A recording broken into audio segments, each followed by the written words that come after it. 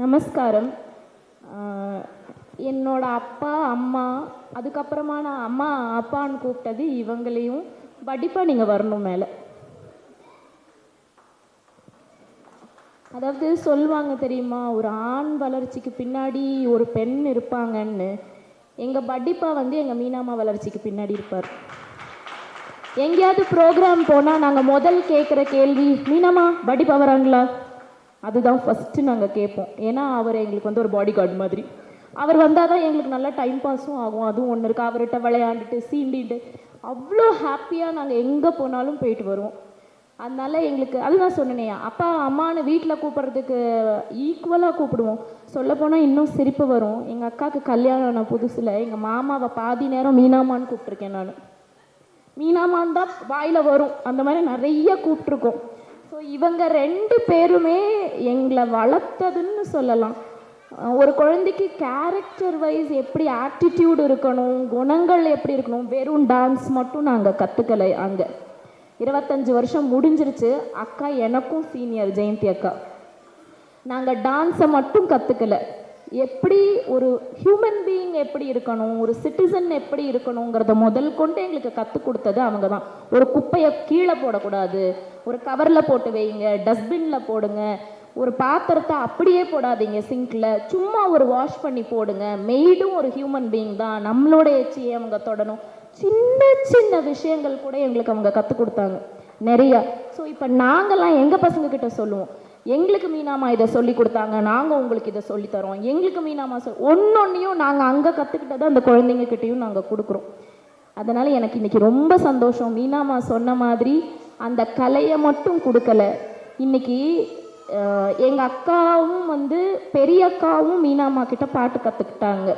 அக்கா பெருசாக வரல, சின்ன வயசுலேருந்தே ஒரு ஃபேமிலியாகவே இருந்தோம். இன்றைக்கி நாங்கள் இதை பண்ணுவோன்றதெல்லாம் கடவுள் கிருபதலாவே.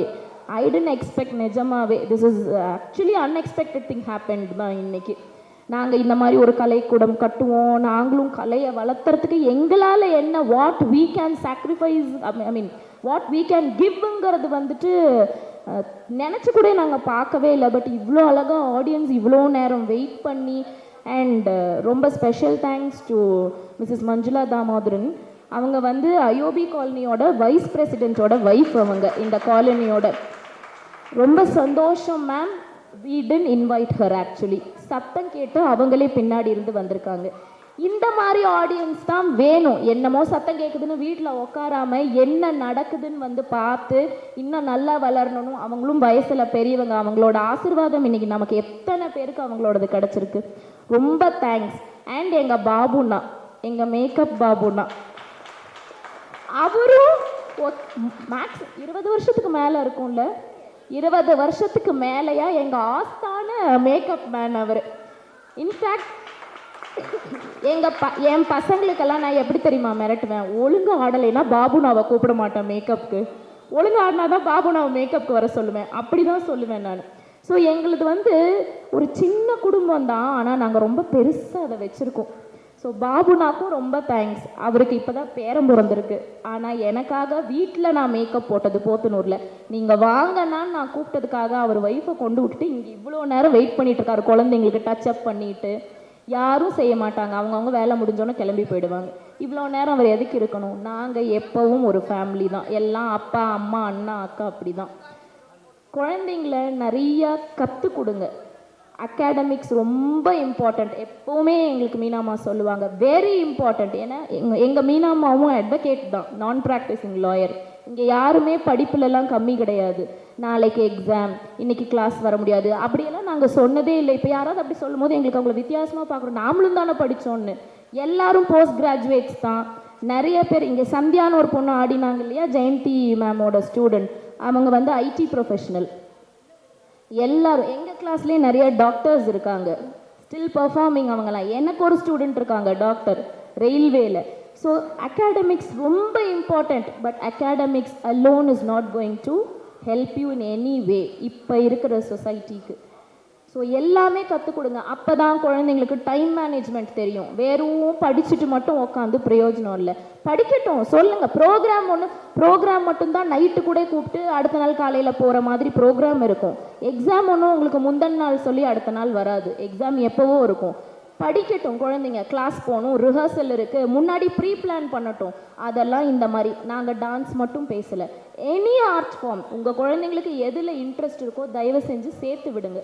வெறும் படிப்பு மட்டும் வச்சுட்டு யூஸ் ஆகாது. இன்றைக்கி எத்தனையோ எங்கள் படிப்பா அன்னைக்கு சொன்னார், ஏதோ ஒரு ஆர்டிக்கல் படிச்சுட்டு டெக் மஹிந்திராவா இதை, இப்போ ஐம் நாட் ஷுவர். அங்கே அந்த ஓனருக்கு அவர் இந்த மாதிரி ஆர்டிஸ்ட் வேணும்னு கேட்குறாராமா கார்ப்பரேட்டில் வேலை பார்க்குறதுக்கு. ஏன்னா அவங்களுக்கு டைம் மேனேஜ்மெண்ட் தெரியும், அவங்களுக்கு இன்னும் ப்ரொஃபஷ்னலாக ஒர்க் பண்ண தெரியும்னு. ஸோ கலையை கற்றுக் கொடுங்க. அது எனக்கு ஒரு பேரண்ட் இருக்காங்க, அவங்க அந்த குழந்தைய இன்னும் எத்தனை ஆர்ட் ஃபார்மில் போடுவாங்கன்னு எனக்கு தெரியாது. ஸ்பெஷல் மென்ஷன் அவங்களுக்கு சொல்லணும். ஸ்ரீனிஷான்னு ஒரு குழந்தை இருக்குது, எனக்கு தெரிஞ்ச அவள் அதுவும் 5 ஆர்ட் ஃபார்மில் இருக்கா. நான் கேட்பேன், ஏம்மா 7 நாள் 365 நாள் 24 மணி நேரம் தான்மா இருக்குது, எங்கெங்கம்மா ஓடுவேன்னு. இப்போ நேஷ்னல்ஸ் போகிறா, சிலம்பம் கற்றுக்கிறா, கராத்தே கற்றுக்கிறா, வெஸ்டர்ன் டான்ஸ் கற்றுக்கிறா, பரதநாட்டியம் கற்றுக்கிறா. அந்த குழந்தைக்கு டைம் இருக்குன்னா எல்லா குழந்தைக்கும் டைம் இருக்கணுங்க. ஒரு குழந்தைக்கு அதே 7 நாளும் 24 மணி நேரமும் தானே நமக்கும். அந்த குழந்தைக்கு டைம் இருக்குன்னா அப்போ எல்லா குழந்தைக்கும் இருக்கணும். டைம் மேனேஜ்மெண்ட் சொல்லி கொடுங்க. இது ஒரு இந்த மேடையை நான் இதை எடுத்துக்கிறேன், இதை சொல்லணும் நிறைய பேருக்கு பேரண்ட்ஸுங்கிறதுக்காக. ரொம்ப தேங்க்ஸ் எல்லாரும் வந்ததுக்கு, இவ்வளோ நேரம் இருந்து குழந்தைங்களை என்கரேஜ் பண்ணதுக்கு ரொம்ப ரொம்ப தேங்க்யூ ஸோ மச்.